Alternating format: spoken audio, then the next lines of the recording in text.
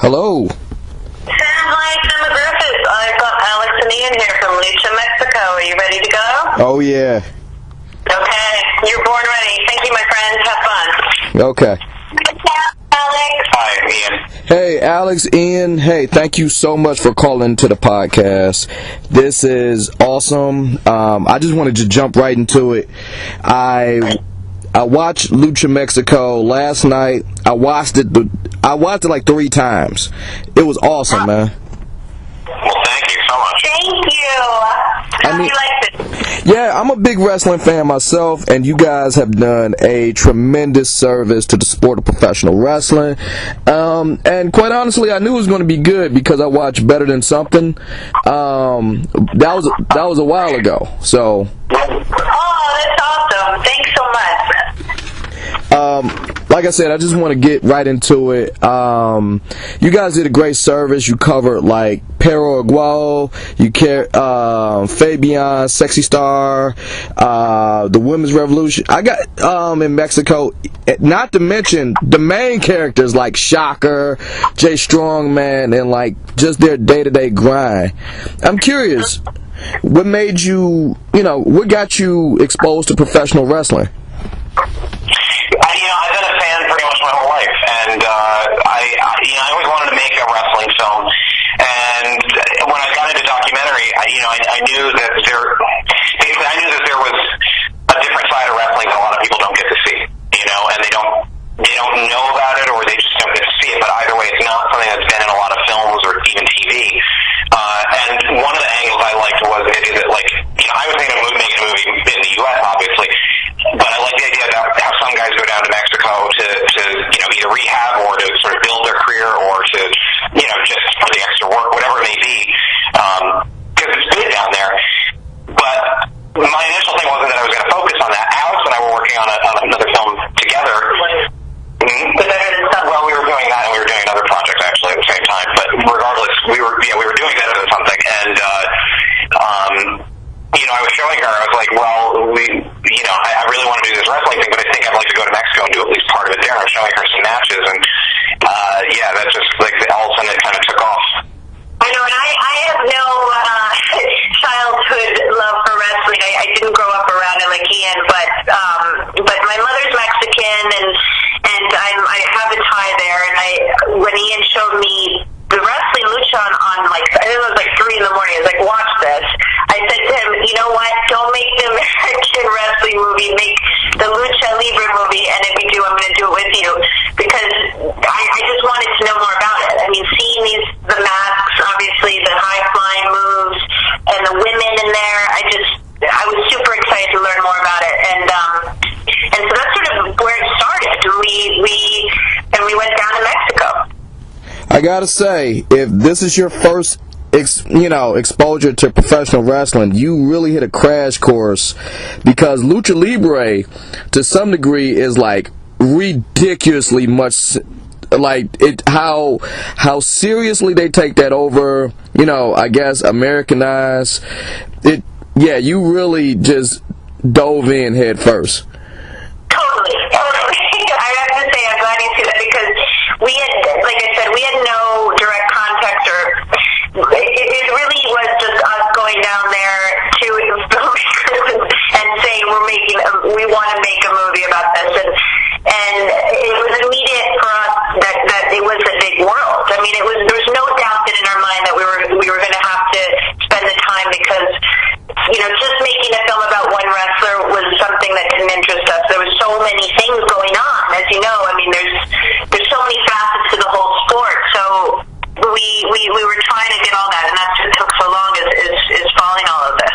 One thing we learned early on, which was pretty cool, I think, something I've always really liked about it, is that whenever you would be with a wrestler, if you were going to go to a show with them, or you were going to, be just doing an interview or whatever it was, they would almost always say, oh, and you also need to meet my other friend, or you need to meet this other promoter, or you need to see this show or shoot this thing or whatever. It wasn't, you'd think the egos would be huge, and they are big egos, obviously, because of what they do, but they all wanted us to be following all these different wrestlers and to see the whole world. They didn't want, no one wrestler was like, it's got to be all about me, and so maybe one or two. One or two that we didn't work with, by and large, it was a lot of people who opened up and wanted us to see how big the world was, and we just followed along with that. I gotta ask, how'd you land on Shocker? Like, my radar of Shocker was him in the X Cup in TNA, and then from there the slight beef with Alex Shelley, and then he just went away. What made you attracted you to Shocker? Well, I mean, I also knew Shocker from that. That was how I had known. I mean, and there are a few Mexican wrestlers that I guess everybody kind of knows, but he was one. That when we were over at CMLL, he was around, and at first we weren't really dealing with him. We were dealing with kind of other people. But we met John Strongman, and he's friends with John Strongman, and we were introduced to Shocker, and Shocker. I mean, we took a minute to size us up or whatever, but for the most part, once he was hanging out with us and got into what we were doing, he really opened up in a way that I think nobody else did, and we started to see, God, this is a guy who really, he represents so much of the business down there. And so, yeah, he only maybe had a short time in the U.S., only a year or so working here. But in Mexico, his legacy is really long, and he just knows everybody. He's a real leader in terms of, behind the scenes, in terms of the other wrestlers and dealing with promoters and things like that. So, and his family history. It just made a lot of sense when we started to see all that and when he started to reveal all that. Hey, I gotta ask, after going through the doc and watching it, what do you wish more people knew about wrestling in general? Well, good question. But you know what I think?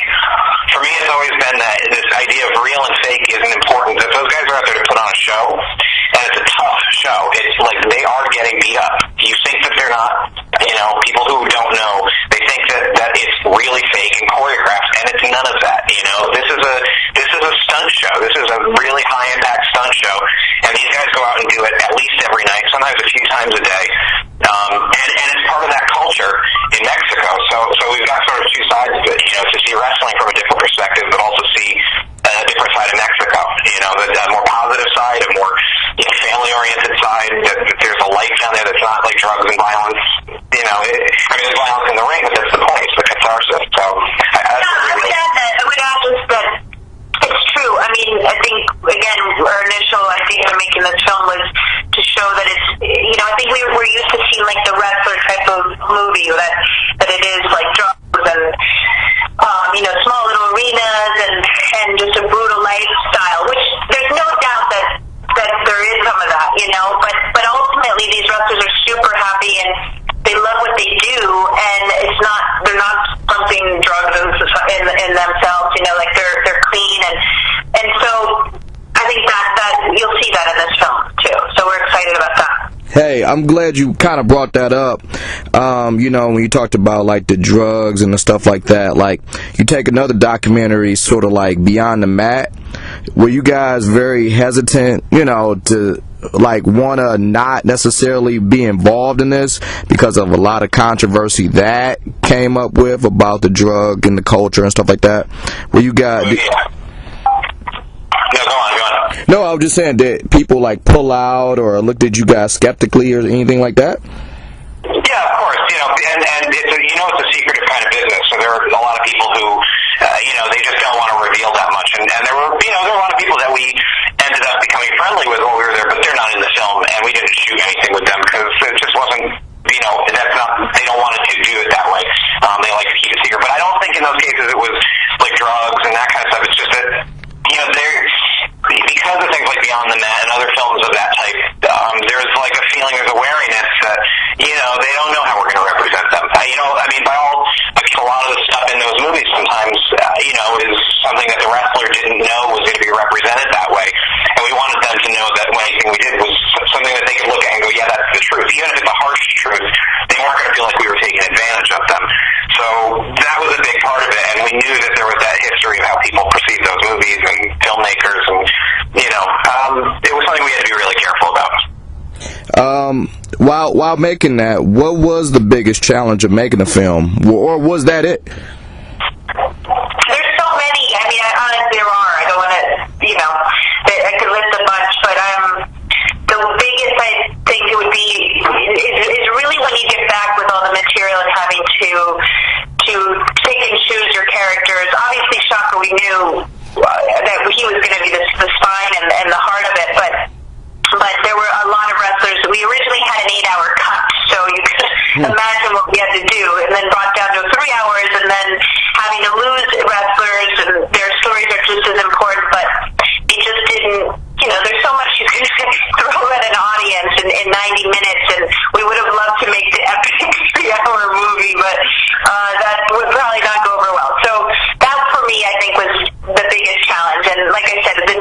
have a lot of extras, and so we're happy about that.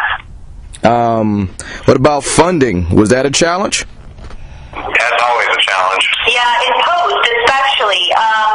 But no, I mean, this ultimately it's a very low budget movie. Ian and I were camera, we were sound, we were directors, editors. It's later having to do colors, sound mix, and music. Obviously, music's a big part of the film. So that stuff costs money, but we freelance and we have to take our time doing it. I mean, we couldn't. We finished another film in between too, and did freelance work. I gotta say, you brought up the soundtrack. Yeah, the music in this it gets you in the mood. It really sets the tone of what you're watching. All of the stuff, whether it be like the previously recorded stuff by Rodrigo Gabriela, The Sword, The Tubes, or the original stuff, Jonathan Snipes, Sergio Mendoza. How did you pick the music? I'm glad you knew. Yeah, that's the fun part of it, right? I mean, that took a while. Ian picked the Tube song. He was like, "You have to put this. We have to put this in." We wanted something, a blend that was very traditional. So we had Sergio Mendoza, who's a big Tucson Mexican musician, composed some stuff for us, and then we wanted stuff that was very modern and had energy and could drive, which was Jonathan Snipes. He's an LA-based film composer, really created a lot of the theme songs to the film. And then again, picking like Rodrigo and Gabriela, the Tubes, like fun stuff, and then some Mexican artists like Conjunto Africa. Well, we had to have that. I mean, you have to have the Luchador song in there. That's just a given almost. But the thing is also, we wanted to make sure that somebody from Mexico is watching the film, that they wouldn't look at it and go, "Oh, this is like gringo music. This is inauthentic." We wanted to make sure that if the wrestlers watched it, they would feel at least a little bit like, "Yeah, I would have this on like in the car or at my match." So we were very careful about picking things that worked well for a movie, but also felt like they were authentic to that world. That was a balancing act. Authenticity seems to go through this whole documentary, so I think that's very important to you guys. Yeah, I think as you know, as you've gone 3 times, it's tact. I mean, there's really no breathing in this movie. It's in that sense that we Yeah, and I mean the thing is that we definitely wanted to make sure that it was something that when the wrestlers watched again, that they would look at that and go, "Yeah, that's my life. That's real." They're not going to say, "Oh, what did you make out of me? What did you you faked something?" Or that it's like you're from Mexico City or you're from one of the other towns we went to, that they wouldn't feel as though we were exploiting them or representing them the wrong way. That they would look at that and go, "Oh yeah, that feels like what it's like to go to these shows." So that was really important to us. All right. I got 2 more questions, and I know you guys are busy, so I'll let you on your way. But you guys, without giving out too much, you guys did very, very good representing guys like Fabian and Pero. Has any of the families or anybody reached out just to kind of pat you guys on the back, say you did a good job, or do they know? Well, with Fabian, we like we said, we talked to the family. With Carol, we focused it a little bit more on his, like, the people he had been in the ring with, because we felt like, the fact that he had died in the ring, even though his father's a very famous wrestler, it just felt like getting the perspective of the guys that were kind of working with him at the time made a lot more sense. So in that regard, we really wanted to make sure that all those people felt like they were connected to it and represented the right way, and that they had a chance to chime in and kind of give a feeling of it. Have they come along and congratulated us or anything like that? I don't know if we've looked for it that way. We just want to make sure that they feel like we've paid tribute and done the honorable thing. Yeah, that's the feeling I got. And I guess this is a 2-part, and I guess I'll close with this.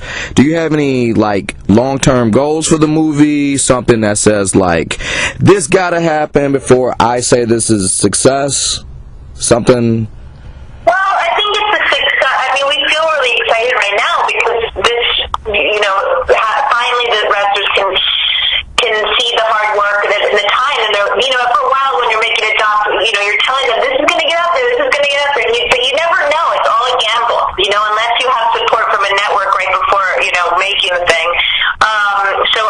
having a release with Kino, Lorber, and Soli Luna is really a dream for us, and it's going to play in 30 venues on a big screen and get out to cable and iTunes. It's exciting. So I think this is the beginning, Well, and I would say just on a personal level, if I find out later on, if people are saying, hey, I saw the film and then I went down to Mexico and I just had to go to Arena Mexico, I had to go see a show, if people are like, oh my God, I'm so excited to see Shocker or John Strongman or whoever, that's a big success. That's a really big success. Sure. That's always been like the goal, that you see the movie and you want to go to see a show. All right, I'm not going to lie to you. The thought of going to Mexico did cross my mind after watching this. Yeah, it's worth it. Arena Mexico is a lot of fun. If you go, we'll hook you up with it. At least with Arena Mexico. All right, I will email you if I get out and actually go. And I want to just thank you guys so much, because you made a hell of a doc. I enjoyed it. I'm pretty sure other wrestleheads or people not so much into wrestling will enjoy it too. So thank you guys one more time. Awesome. Thank you, Sam. Nice talking with you. All right. Thank you so much. Bye. Thank you. Bye. Bye.